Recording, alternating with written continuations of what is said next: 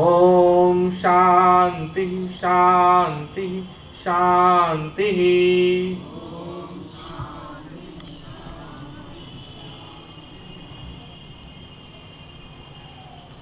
ये बहुत अच्छी बात है कि आज केवल यूथ हमारे सामने है।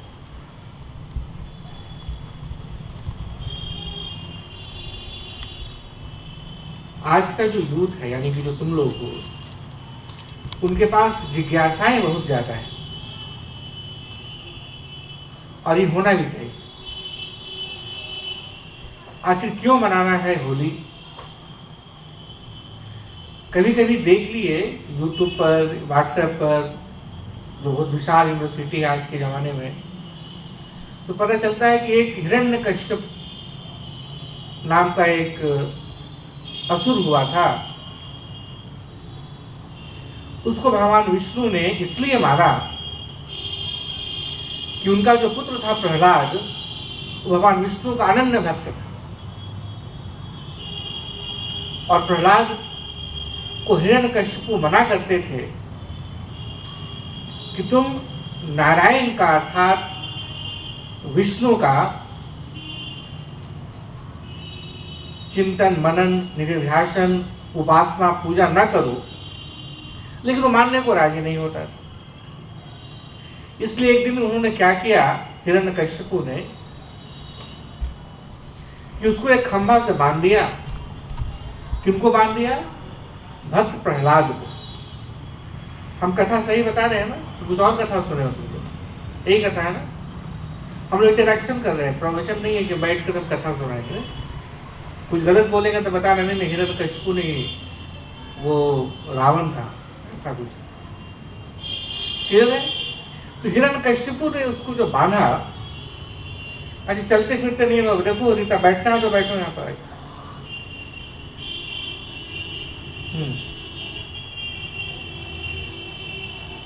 तो प्रहलाद ने कहा कि हमको बचाने के लिए नारायण आएंगे, और जैसे ही हिरण्यकश्यपु ने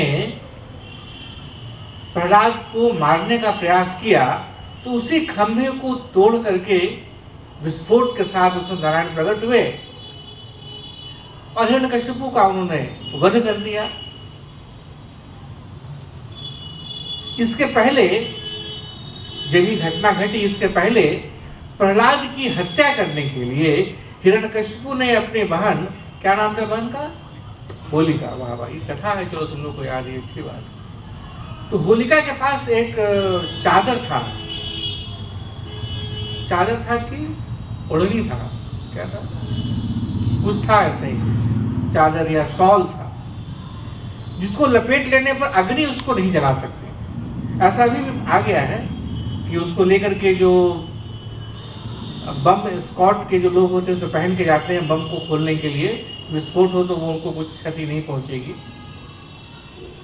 तो उन्होंने क्या किया, होलिका क्या की कि खुद को उस चादर में लपेट कर अपने गोद में प्रहलाद को लेकर के बैठी और एक विशाल अग्नि के भंडार, मतलब अग्नि के ईंधन को रखा गया। चिता समझो कि चिता जलाई गई और चिता के मध्य में वो बैठी, चादर को अपने में लपेट कर, और प्रहलाद को अपने गोद में बैठाई। चिता जलाई गई। जैसी चिता जली तो वो जो चादर वो लपेटी हुई थी हवा के झोंके से, वो प्रहलाद को पूरी तरह से लपेट ली और होलिका का दहन हो गया। इसलिए हम लोग होलिका दहन मनाते हैं। और उसके बाद ये घटना घटी। कौन सी घटना घटी? कि प्रहलाद को खंभा से बांधा गया और हिरण्यकश्यपु ने मारने का प्रयास किया और भगवान नारायण स्वयं आए। किस अवतार में आए? नर सिंह अवतार में आए। वो नर भी थे और सिंह भी थे, इस अवतार में आए और उन्होंने उनको मारा। ये कथा हम लोग सब जानते हैं। हम इसलिए बोल दिए कि हमको कुछ याद ना हो तो हमको याद आ जाए। अभी बड़ा विचित्र है इस पूरी कथा का। जैसे आजकल जो एवेंजर्स देखते हैं हम लोग, या वो एक कौन सा है, हैरी पॉटर देखते हैं, और ऐसे अनेक कथाएं हम लोग और भी देखते हैं, साइंस फिक्शन देखते हैं। तो ऐसी कथाओं के ऊपर अब हैरी पॉटर में किसी को मारा गया और उसके लिए पूरा का पूरा जो विश्व है वो कुछ मनाने लग जाए, तो बड़ा अजीब बात है, क्या हो रहा है सर। और यदि नहीं मनाया जाता है उसको, तो फिर आखिर इस कथा का कोई मतलब भी है जिस कथा की बात हम लोग कर रहे हैं? आखिर क्या है हिरण्यकश्यप, आखिर क्या है प्रहलाद, नारायण, कैसे बातें? ये प्रश्न तुम लोग के मन में जरूर आया होगा यदि तुम लोग युवा हो तब। ये प्रश्न जरूर आया है तुम लोग के मन में कि आखिर कैसी विचित्र प्रकार की कथा की बात करते हैं। एक ऐसा जीव जो आधा सिंह है, आधा पूंछ है, आधा मानव है, और वो बोलता भी है, खंभा से निकल जाता है। क्या है ये? क्या सत्य में ऐसी घटना कोई घटी है? यदि आप इसे इनकार नहीं कर सकते तो स्वीकार भी नहीं कर सकते।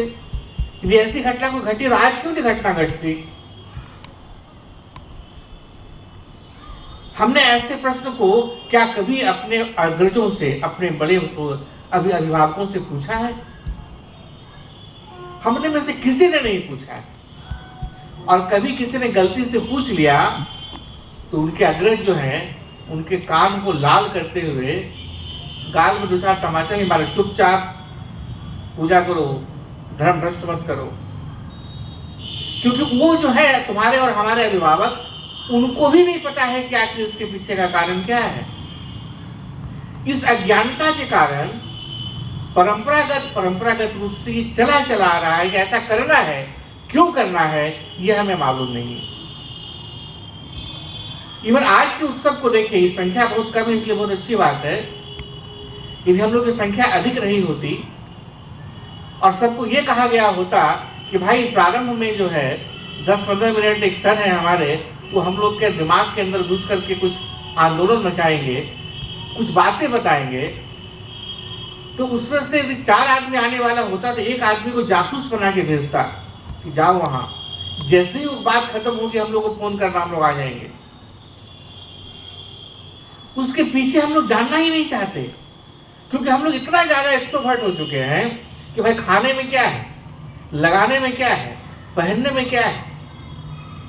हमसे किसी ने कहा आज कि हमको आज कपड़ा लेना है, तो क्यों? तो होली है, तो होली है, तो क्यों कपड़ा लेना है? अरे तो होली में कपड़ा नहीं लेंगे, ऐसा कैसे हो सकता है? अब ये परंपरा कहाँ से आई हमको पता नहीं। कोई कहे कि संडे आज कपड़ा लेना है, क्यों? अरे संडे को कपड़ा कैसे नहीं पहनेंगे? अरे भाई कोई लॉजिक तो बताओ। ये प्रश्न आना चाहिए, हम बार बार क्यों घुमा रहे हैं बाउंड्री? ये प्रश्न आना चाहिए कि आखिर क्या है इस कथा के पीछे, क्योंकि हमारे हजारों साल की जो संस्कृति है वो पागल ऋषि नहीं थे, वो अद्भुत वैज्ञानिक थे। आखिर ऐसी कथा क्यों बनाई गई, इसके पीछे का रहस्य क्या है? ये हिरण्यकश्यप कौन है? बहुत विस्तार से तो नहीं जाएंगे, क्योंकि विस्तार से जाएंगे तो सुबह हो जाएगी और तुम लोग 2-4 बार सो भी लोगे बीच में। इसलिए 2-4 चीज को हम लोग पकड़ते हैं।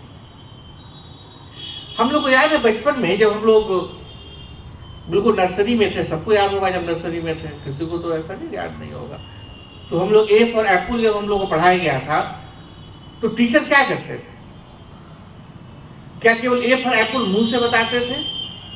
नहीं, एक चित्र होता था जिस पर एप्पल बना रहता था और बोलते थे ए फॉर, देखो ये चित्र एप्पल।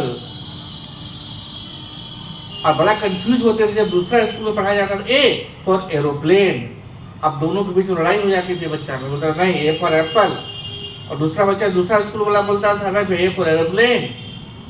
तो मम्मी समझाती थी नहीं बेटा, ए फॉर एप्पल भी होता है, ए फॉर एरोप्लेन भी होता है। तो मम्मी दोनों का जो विवाद था उसको समाप्त करने का कारण बनती थी। ये चित्र क्यों दिखाया जाता था बच्चों को? यह अभी भी क्यों दिखाया जाता है बच्चों को? क्योंकि चित्र से हम समझ अधिक अच्छे प्रकार से पाते हैं।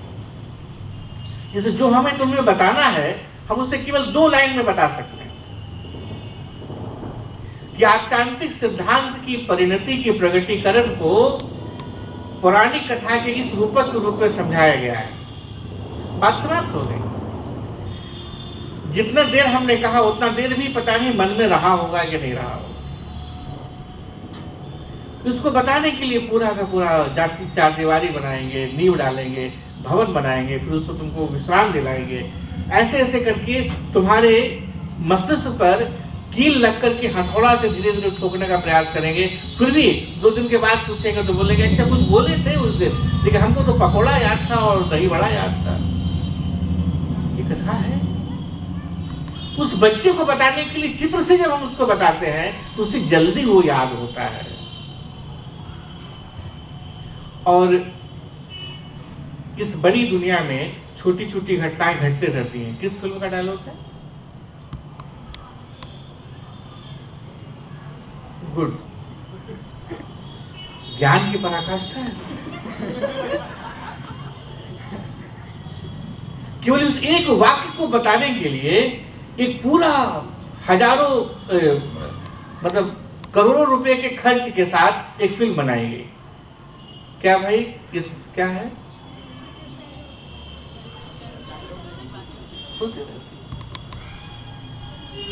क्यों? अब देखो, केवल चित्र से जो हम लोग बताए थे ये इंटरेक्शन है, लेकिन इंटरेक्शन इस सीमा तक नहीं जाए कि हम लोग विच्छिन्न हो जाए और इस सीमा तक ना रहे कि हम लोग सुन ना पाए। बात नहीं करो यहाँ पर, जाओ उधर जाके बात करो, जाओ उधर जाके।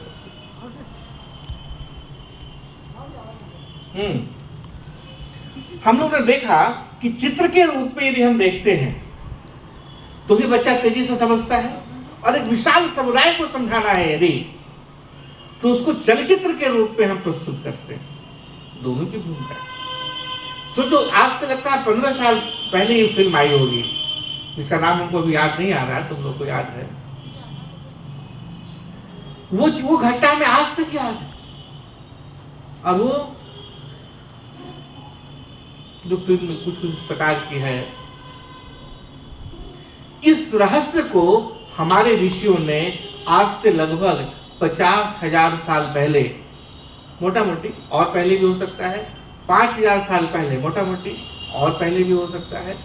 अब जो समझे, इतना जरूर है कि मानव सभ्यता के प्रारंभ में ही, जब हमारा देश ज्ञान के शिखर पर था, उस समय के हमारे वैज्ञानिकों ने इस रहस्य को समझ लिया था कि यदि हमें लोगों के मन में, जनमानस में किसी सिद्धांत को, किसी वाक्य को, किसी नियम को प्रवेश कराना है तो या तो चित्र चाहिए या चलचित्र चाहिए। लेकिन उस आदिकाल में चित्र तो थे, लेकिन चलचित्र नहीं थे।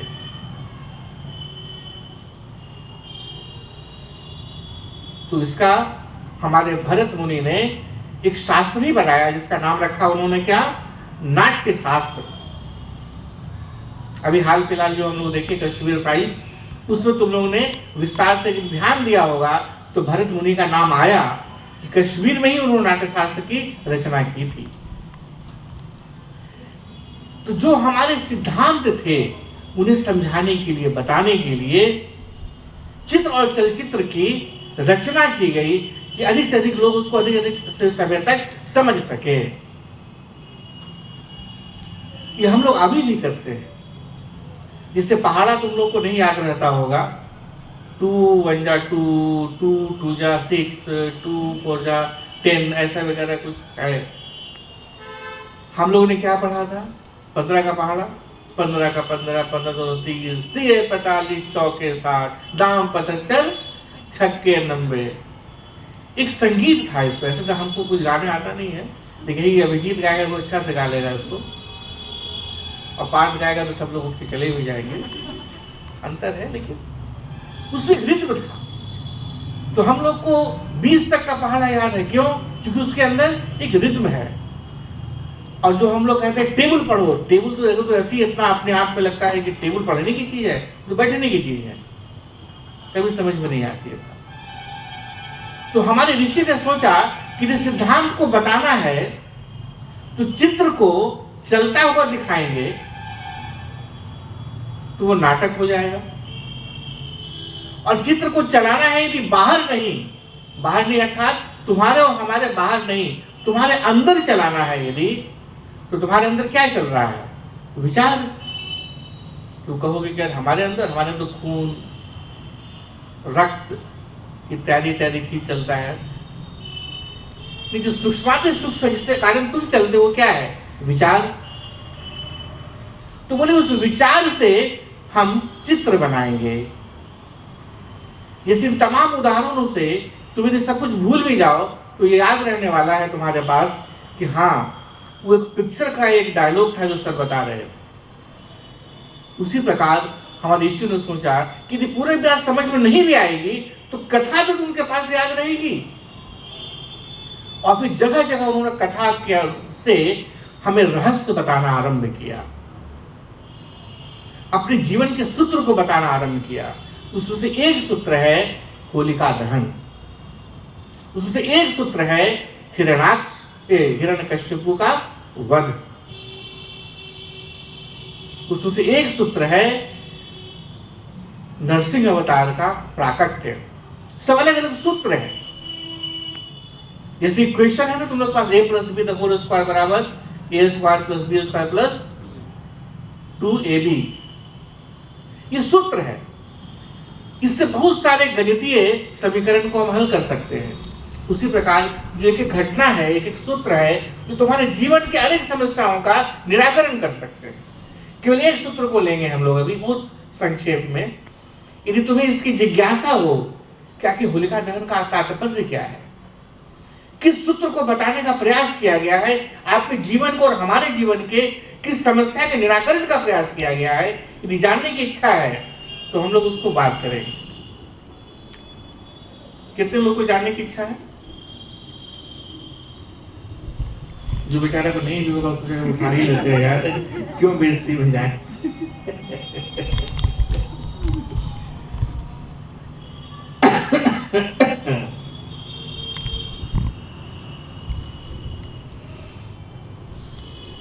जो शब्द है हिरण्यकश्यप, हिरण्य का संस्कृत में अद्भुत है। शब्द को तोड़ो उसके अंदर से अर्थ प्रकट हो जाता है। हिरण्य का अर्थ होता है सोना, स्वर्ण। कश्यप यानी कि पलंग। हिरण्य कश्यप अर्थात जो सोने के पलंग पर सोता है।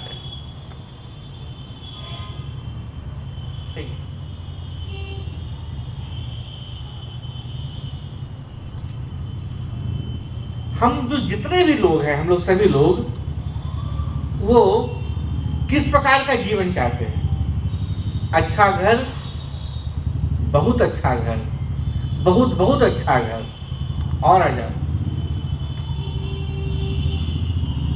सुविधाओं की पूरी विशाल संख्या, हर प्रकार कि बैठे बैठे श्री कॉल आगे है मतलब कॉल करने के लिए हम मोबाइल को नहीं उठाए। श्री कॉल वात्सल्य, श्री कॉल फात्सल्य चल रहा है। यदि बस में रहे तो आदमी लेटे लेटे बोले श्री गेट मी बात, हमको नहला दो, हमको खिला दो। इस सीमा तक हम सुख भोगी हैं। तो हम लोग सोना ही चाहते हैं कि नहीं? किस पर सोना चाहते हैं? हिरण्य का मतलब सोना का अर्थात जितना भी प्रकार के भौतिक सुख सुविधाएं हैं, हम सबसे संपन्न होना चाहते हैं। इसलिए अलग अलग प्रकार के स्वर्ग की परिकल्पना है। यदि आपको बहुत अच्छा भोजन चाहिए तो भाई हिंदू वाला स्वर्ग सर्वश्रेष्ठ है, बहुत भयंकर अच्छा भोजन मिलने वाला है। और बहुत अच्छा नृत्य देखना है आपको अद्भुत, तो आप इस्लाम वाला जन्नत जा सकते हैं। यदि आपको बहुत अच्छा शराब पीना है तो आप क्रिश्चियनिटी का हेवन जा सकते हैं। और सबका अलग अलग परिकल्पनाएं हैं। क्यों? क्योंकि जितनी भी प्रकार की आप इच्छा भौतिक जगत की कर सकते हैं, उसकी जो सर्वाधिक शोभन स्थिति है, जहां सब कुछ आपको प्राप्त है, वो स्वर्ग है। आप चाहते क्या हैं? ऐसे ही जीवन पर आप विश्राम करना चाहते हैं, रहना चाहते हैं। यह है हिरण्यकश्यप। तो हम लोग जितने भी लोग हैं वो सब क्या हिरण्यकश्यप नहीं है? और हम इसके लिए किसी प्रकार के समझौता को करने को तैयार हैं। बहुत कम लोग ऐसे हैं जो इस पर आगे नहीं है। मैक्सिमम लोग ऐसे हैं कि उनकी जो नेक नियति है, उनकी जो नैतिकता है, उसके परचेज का एक प्राइस है, किसी का ज्यादा किसी का कम। लेकिन बाजार में बिकाऊ सभी हैं अधिकांशतः। कुछ बिरले ऐसे हैं जिसके कारण इस समाज इस सृष्टि चल रही है। बाकी अधिकांशतः हिरण्यकश्यप ही है। उन्हें चाहिए घर, बोले भाई इसके लिए चलो 2-4 गलत काम भी करना पड़े तो क्या होगा। उन्हें चाहिए गाड़ी, उन्हें चाहिए बंगला, उन्हें चाहिए वो सब कुछ जो भौतिक रूप से प्राप्त हो सकता है।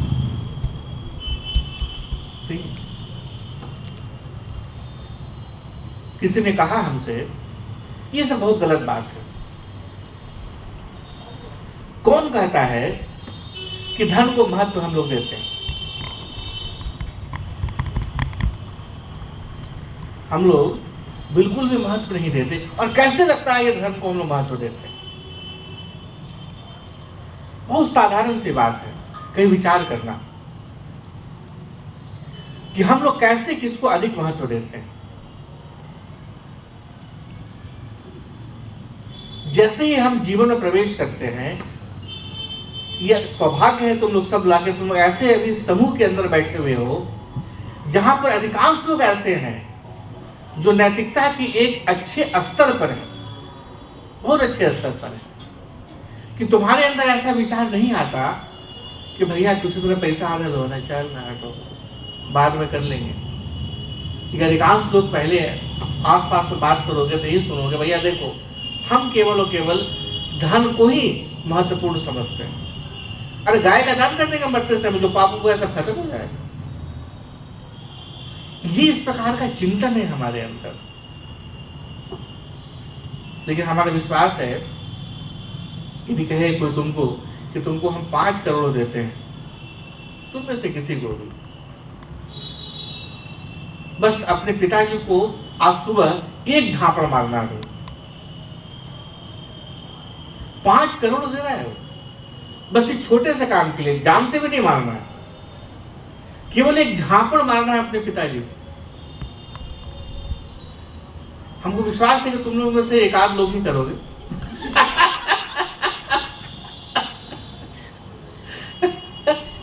हमको अपने ऊपर कम से कम 2 आदमी से तो है, 2 ही झापड़ खाएंगे हम।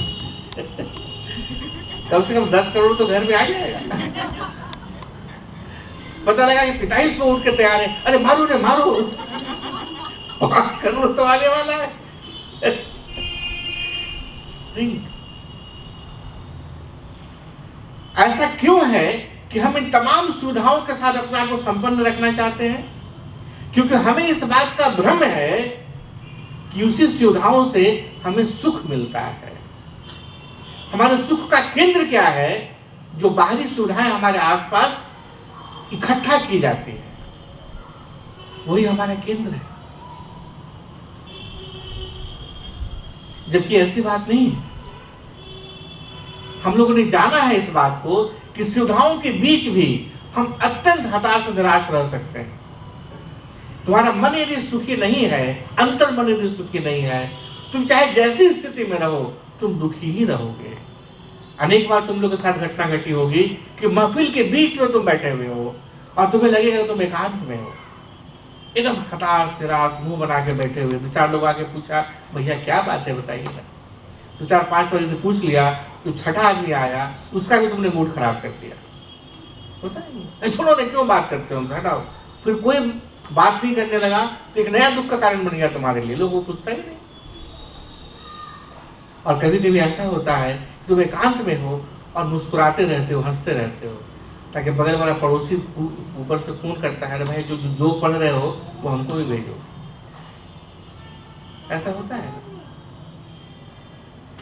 वस्तु में सुख नहीं है, इसका हम लोगों ने बहुत बार प्रयोग किया है। हमको लगता है बताने की जरूरत नहीं। कुछ लोग जो नए लोग हैं उसके लिए कोई नई उपमा की बात करें हम लोग। कि यदि वस्तु में सुख रहता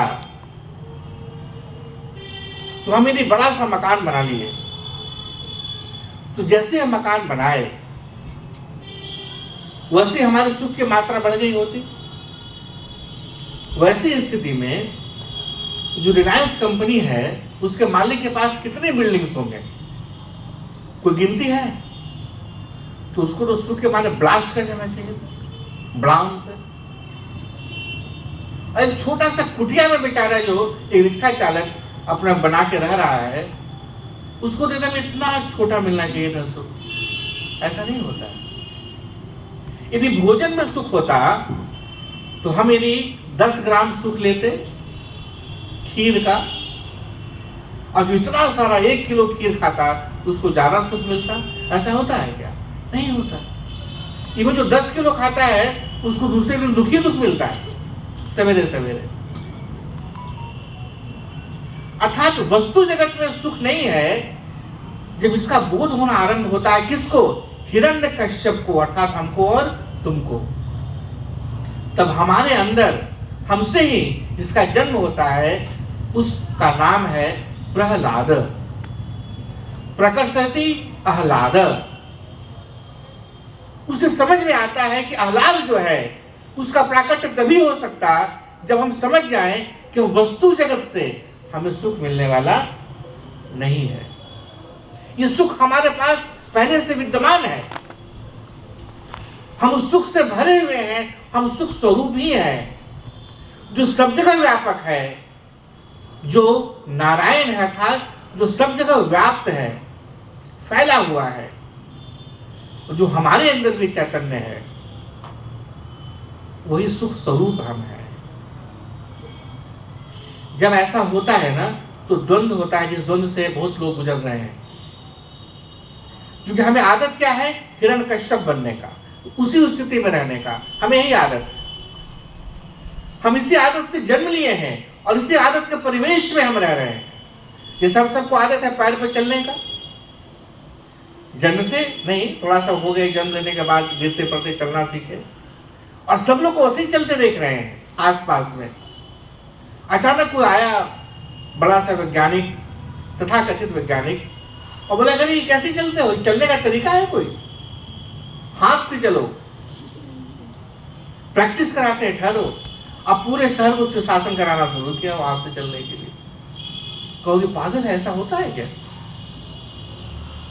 उसी प्रकार ये तो पागलपन है।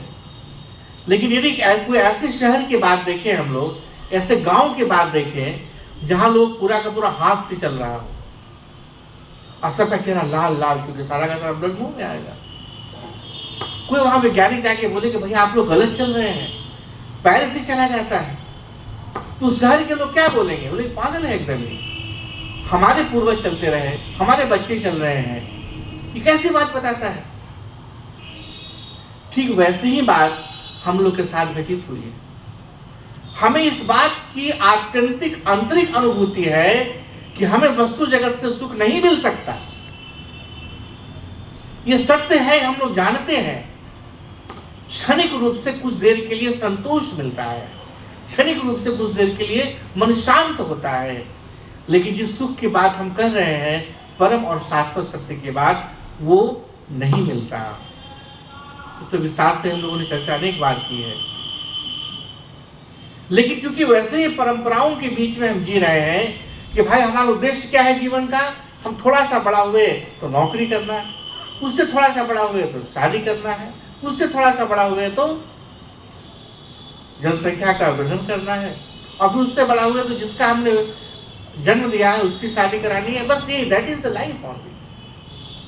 वो ध्यान से सोचेंगे तो फिर इस लाइफ साइकिल और बाकी जो अन्य जीव प्रजातियां हैं उनके जीवन के चक्र में कोई विशेष अंतर नहीं है। तो मनुष्य होने का जो सर्वाधिक महत्वपूर्ण इकाई है इस सृष्टि की, उसका मतलब क्या है? जब ऐसी विचारधाराएं तुम्हारे अंदर आने लगती हैं, तब तुम हिरण्यकश्यप से बाहर निकल के तुम्हारे अंदर प्रहलाद का जन्म होता है, और तुम्हें लगता है कि तुम द्वंद्व में हो कि हम हिरण्यकश्यप रहें कि हम प्रहलाद रहें। और तब तुम्हारे अंदर का जो हिरण्यकश्यप है वो एक ऐसी होलिका का आवाहन कर। हमें हमेशा ये बात लगती है, हर व्यक्ति को ये बात लगती है, हम लोग सबको, कि दूसरा व्यक्ति जो पाप कर रहा है ना वो गलत कर रहा है, जो उसको पता नहीं कैसे बचा जाए। हम करेंगे पाप, किसी को पता नहीं चलेगा, चुपचाप। हम लोग से कितने लोग हैं जो अपनी छोटी बहन या छोटे भाई को कहते हैं देखो प्यार वार के चक्कर में मत पड़ना, हम पढ़े हैं, हम जानते हैं, हम निकल गए, तुम निकल नहीं पाओगे। अरे भैया तुम भी ठिका लिए हुए हो, बोलते हैं कि नहीं? हमें लगता है कि हम यदि कोई गलत काम कर रहे हैं तो हमारे पास सामर्थ्य है, आत्मविश्वास है, आत्मसंकल्प है, इच्छा शक्ति है, हम उससे बाहर निकल जाएंगे। हम सिगरेट पीते हैं खूब सारा, बोलते अरे चिंता नहीं, हम जब चाहे तक छोड़ देंगे, तुम मत पीना, तुम छोड़ नहीं पाओगे। अरे तुम क्यों अंडर एस्टिमेट कर रहे हो उसको भाई? यही होलिका है हमारा और हमारी और तुम्हारी।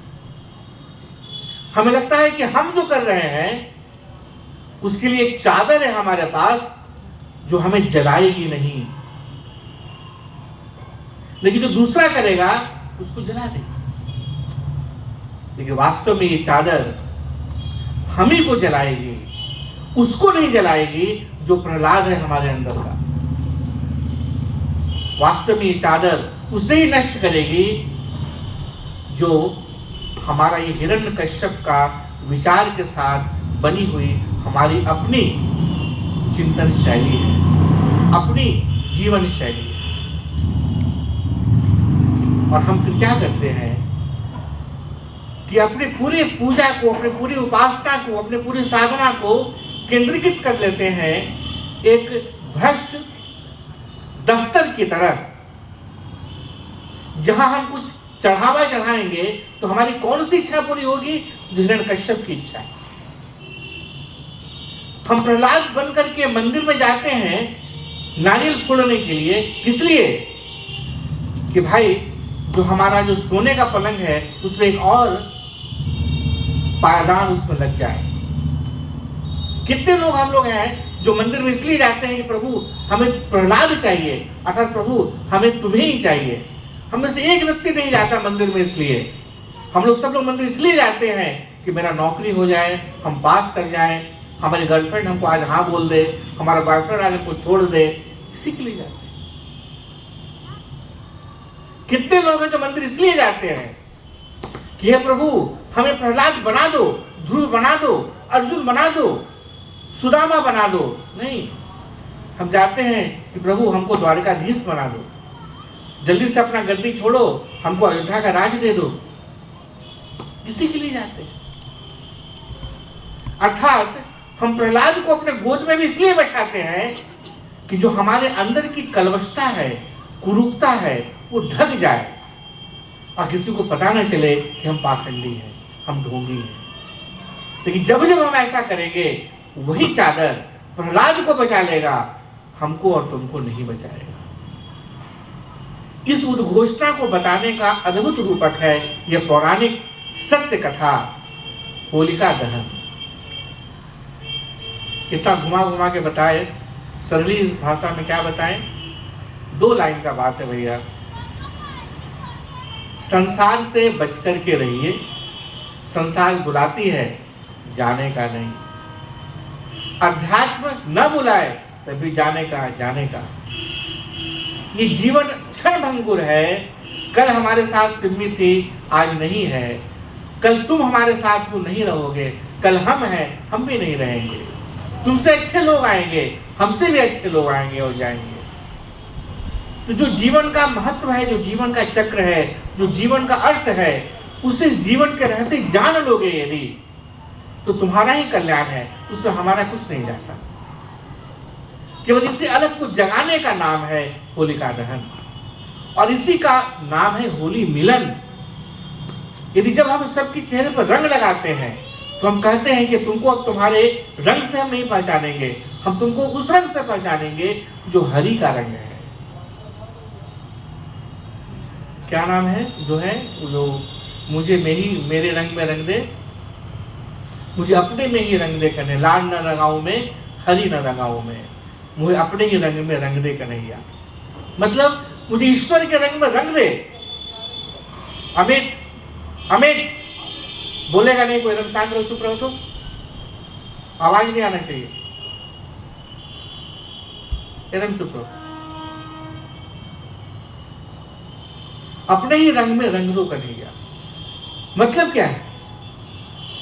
लाल न रंगाओं में, लाल किसका है? प्रतीक भौतिकता का। हरि न रंगाओं में समृद्धि का। तो नहीं, ये समृद्धि और जो भौतिक सुख है हमें नहीं चाहिए।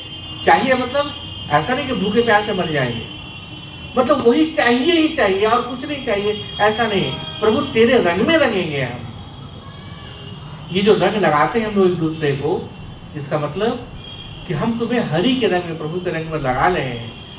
और कभी कभी कितना ज्यादा प्रभु का रंग लगा देते हैं कि तुम्हारा बाल, तुम्हारा चेहरा उस सबसे रंगे नहीं उतरता है, वह मानुष जैसा हो जाते हैं। उसको संभल के लगाना है। और जो आज रखा गया था ड्रेस कोड सफेद, उसका मतलब भी तुम लोग सब जानते हो। क्या मतलब है उसका? कि हमको अपने चित्त को, अपने अपने मन को बिल्कुल सफेद साफ स्वच्छ रखना है। ये जो मोटा मोटी बात हुई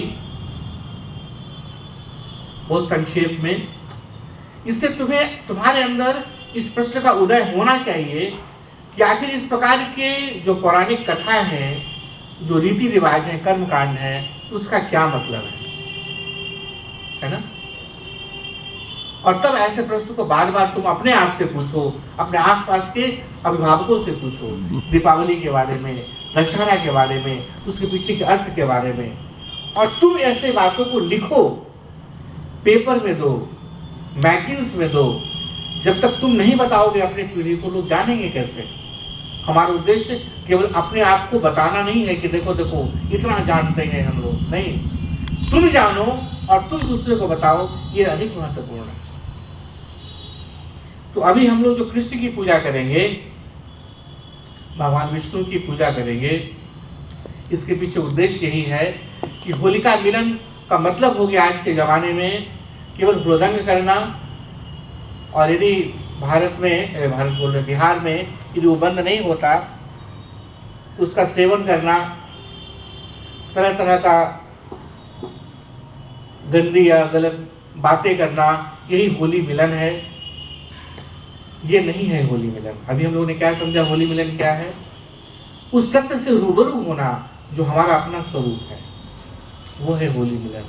अपने आप से मिलना जो आज तक हम लोगों ने नहीं किया है, वो है होली मिलन। तो हम लोग इस पूजा को करेंगे। हमको लगता है कि हम पूरा पूजा कराने की स्थिति में होंगे कि नहीं होंगे, चलो कराते हैं।